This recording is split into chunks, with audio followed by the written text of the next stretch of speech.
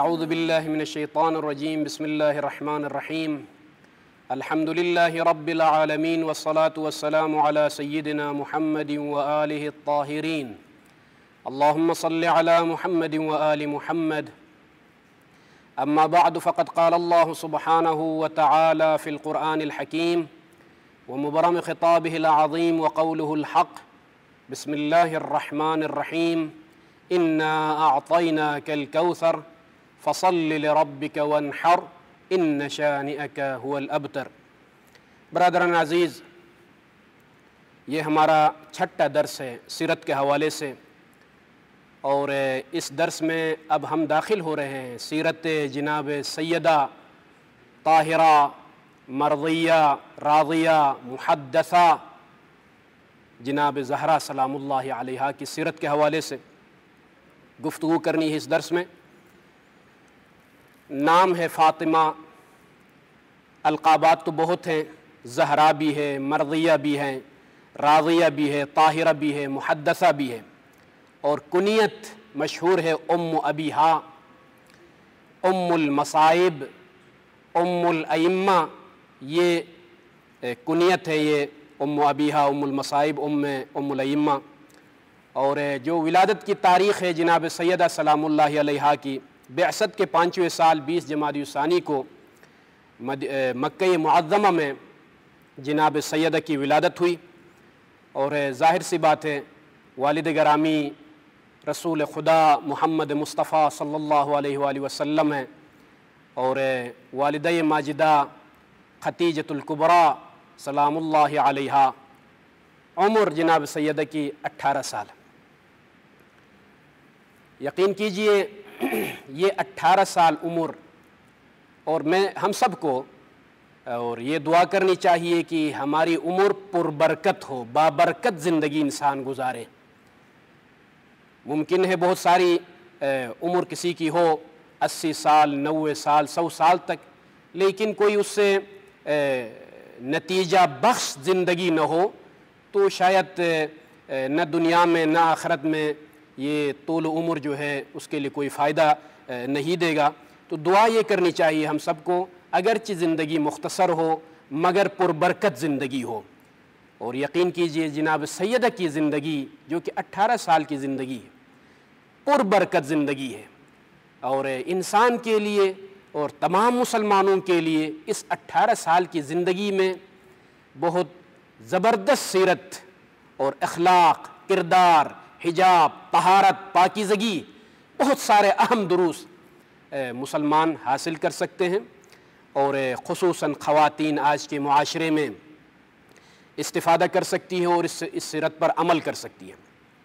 بچپن کا زمانہ بہت سخت وقت تھا، اور بہت سختیاں برداشت کی جناب سیدہ نے، اور قریب سے مشکلات کا مشاہدہ کیا۔ مکی زندگی میں جو کہ ایک سخت مرحلہ جو پیش آیا وہ شعب ابی طالب کا مرحلہ تھا، کہ ایک دن نہیں 2 دن نہیں بلکہ 1 سال بھی نہیں 2 سال بھی نہیں 3 سال تک شعب ابی طالب میں، 2 سال کی عمر ہے جناب سیدہ کی، 2 سال کی عمر میں شعب ابی طالب میں داخل ہو گئی، اور مکے کے لوگوں نے جو پابندیاں عائد کی، نہ کوئی ملاقات کر سکتا تھا، نہ کوئی کھانے پینے کی چیز دے سکتا تھا، نہ کوئی مل سکتا تھا، وہ حالتیں میں نے بیان کر دی ہیں۔ وہ تمام مشکلات 2 سال کی عمر میں جناب سیدہ شعب ابی طالب میں داخل ہو گئی۔ 3 سال تک یعنی 5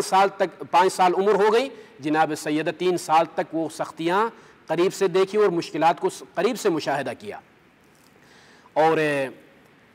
یہ وہ مرحلہ تھا کہ ان مشکلات کو قریب سے مشاہدہ کیا اور صبر سے کام لیا، اور جو ہے یہ دیکھ رہی تھی جو ہے کس طریقے سے اسلام کی تبلیغ اور اسلام کی بنیاد رکھی جا رہی ہے، اور کس قدر پیغمبر اکرم اور جناب ابو طالب اور دیگر جو خاندان بنی ہاشم سے تعلق رکھنے والے مسلمان افراد تھے وہ کس طریقے سے برداشت کر رہے ہیں مشکلات کو،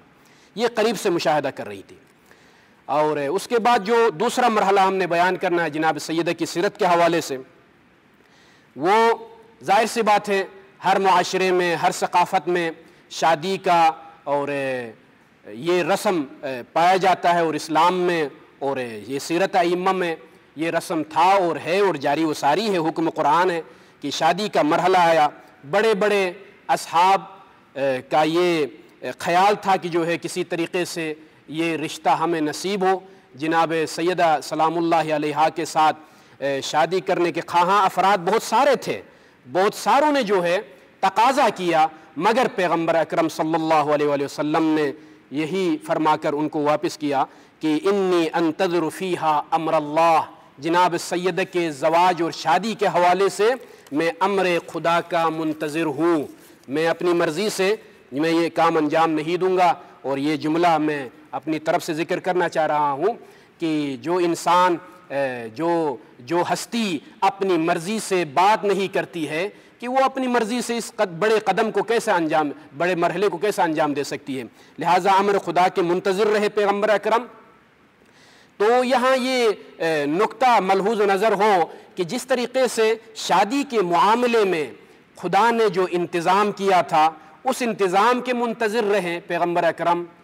جس طریقے سے خلقت زہرا کا انتظام اللہ کی طرف سے ہوا۔ یہ دو مرحلے آپس میں ملتے ہیں، مرحلہ خلقت سیدہ سلام اللہ علیہا کا انتظام بھی الہی انتظام تھا، انتہائی خاص مرحلے سے پیغمبر اکرم کو گزارا، پھر اس کے بعد جناب خدیجہ سلام اللہ علیہا کے پاس گئے اور نتیجے میں اور ولادت ہوئی جناب سیدہ سلام اللہ علیہا کی۔ یہ تدبیر خدائی اور الہی تدبیر تھی، یہ حکمت الہی تھی، خلقت کے لحاظ سے خاص انتظام کیا اللہ نے۔ اسی طرح رشتہ جناب سیدہ کے حوالے سے بھی، زواج کے و شادی کے حوالے سے بھی اللہ نے خاص انتظام کیا، اسی انتظام کے منتظر رہیں۔ تو خلقت کے حوالے سے جو انتظام ہوا اللہ کی طرف سے، حکم آیا، جبریل امین نازل ہو گئے اللہ کی طرف سے اور فرمایا یا محمد العلی الاعلی یقرئک السلام وهو یأمرک ان تعتزل خدیجہ 40 صباحا۔ یا محمد صلی اللہ علیہ وآلہ، اللہ کی طرف سے اللہ آپ کو سلام بھیج رہا ہے اور آپ کی خدمت میں سلام عرض ہے، اور سلام کے بعد یہ حکم دے رہا ہے پروردگار کہ آپ 40 دن تک جناب خدیجہ سے دور رہیں، اس لیے کہ اب یہاں سے مرحلہ کا آغاز ہو رہا ہے کہ خلقت کا جو انتظام کیا تھا اللہ نے اس کا ابھی آغاز ہو رہا ہے۔ 40 دن بعد، اور وہ بھی جنت کے طعام نوش فرما رہے تھے پیغمبر اکرم، اور نتیجے میں واقع بڑا تفصیلی واقعہ ہے، اس میں جانا مقصود نہیں ہے فی الحال۔ ایک خاص انتظام کے ساتھ جنت کے میوے اور پھل تناول فرمائے پیغمبر اکرم نے۔ نتیجے میں 40 دن بعد جب جا کر گھر کا دروازہ جب کھٹکھٹایا تو جناب خدیجہ سلام اللہ علیہا نے آواز دی، کون ایسا ہے کہ جو محمد کی طرح دروازہ کھٹکھٹا رہا ہے؟ تو پیغمبر اکرم نے فرمایا میں محمد ہوں، جو اللہ کی طرف سے مجھے اجازت ملی ہے 40 دن بعد اب ملاقات کرنے کے لیے میں محمد رسول اللہ آیا ہوں۔ تو خلاصہ کلام 40 دن بعد پیغمبر اکرم کی ملاقات ہوئی جناب خدیجہ سے، نتیجے میں اس انتظام کے بعد جناب زہرا سلام اللہ علیہا کی ولادت ہوئی ہے۔ یہ اختصار کے ساتھ میں نے اشارہ کیا۔ اس کے بعد جو مرحلہ شروع ہوتا ہے وہ مرحلہ یہی تھا کہ شادی کے حوالے سے آج کے معاشرے میں جو حالات ہیں آپ دیکھ رہے ہیں، ملاحظہ کر رہے ہیں، پیغمبر اکرم نے بہت سارے اصحاب نے تقاضا کیا، لیکن پیغمبر اکرم نے یہی فرمایا کہ انا انتظر امر اللہ فیہا۔ لیکن جب امیر کائنات جب آ گئے رشتہ مانگنے کے لیے تو اس وقت جناب سیدہ سے جب پوچھا پیغمبر اکرم نے تو جناب سیدہ خاموش ہو گئی، تو پیغمبر اکرم نے صدائے تکبیر بلند کی اور فرمایا کہ میری بیٹی کی خاموشی علامت رضا ہے، راضی ہونے کی علامت ہے۔ تو پیغمبر اکرم نے یہ نہیں پوچھا کہ علی کے پاس کتنی زمینیں ہیں، کتنی دولت ہے اور کتنی گاڑیاں ہیں، کتنے بنگلے ہیں، جیسا کہ آج کے معاشرے میں یہ چیزیں پوچھی جاتی ہیں، لیکن اسلام میں ملاک اور معیار ایمان کی دولت ہے، دنیا کی دولت نہیں ہے۔ لہٰذا امیر کائنات کے پاس جو کچھ تھا پیش کیا کہ یا رسول اللہ میرے پاس تلوار ہے جو کہ دشمنوں کے ساتھ لڑنے کے لیے، اور ایک زرہ ہے حفاظت کے لیے، اور ایک اونٹ ہے جس پر میں سفر کر رہا ہوں۔ تو پیغمبر اکرم نے فرمایا کہ تلوار کی تو ضرورت ہے اور اونٹ کی بھی اشد ضرورت ہے، لہٰذا آپ زرے کو بیچیں اور جو قیمت آئے گی اس پر جو ہے مہر کا انتظام، شادی کا انتظام، جو کچھ اس زمانے میں تھا اس پر جو ہے پیغمبر اکرم نے اس پیسے سے انجام دیے وہ امور۔ اور آج کے معاشرے میں انتہائی افسوس کے ساتھ کہنا پڑتا ہے کہ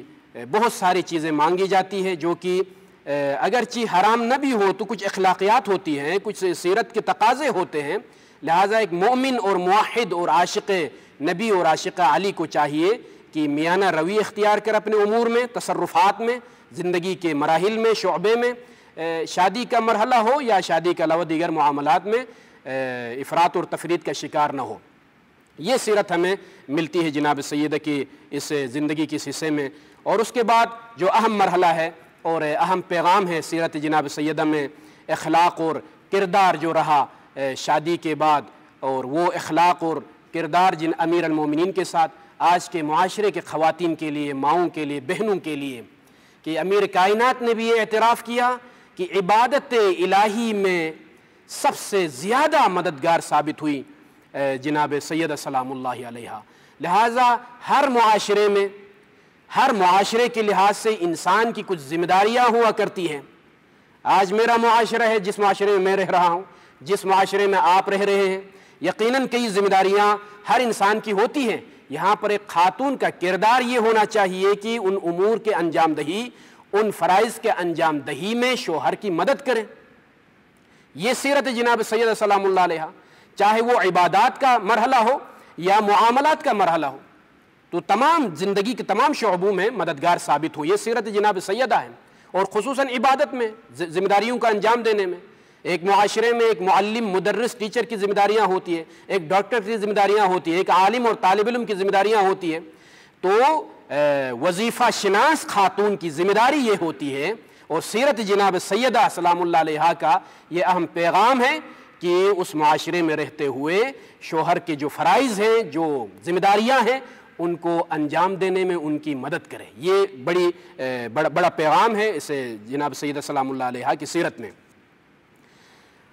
اس کے بعد سخاوت کا مرحلہ، جناب سیدہ کے سخاوت کا تذکرہ قرآن نے بھی کیا ہے، احادیث میں بھی تذکرہ ملتا ہے، تاریخ میں بھی کئی اہم واقعات ہیں،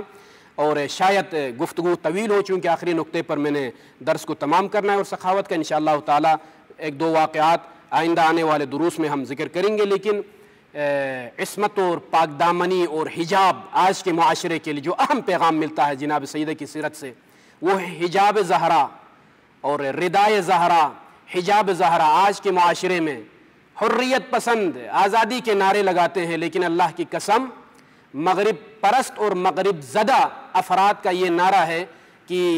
خواتین کو آزادی ملنی چاہیے۔ کون سی آزادی؟ ہاں، اگر اسلام سے خارج ہو کر کوئی آزادی کے خواہاں ہے تو وہ خارج ہو جائیں، پھر جس آزادی کو اپنانا چاہتے ہیں اپنائیے،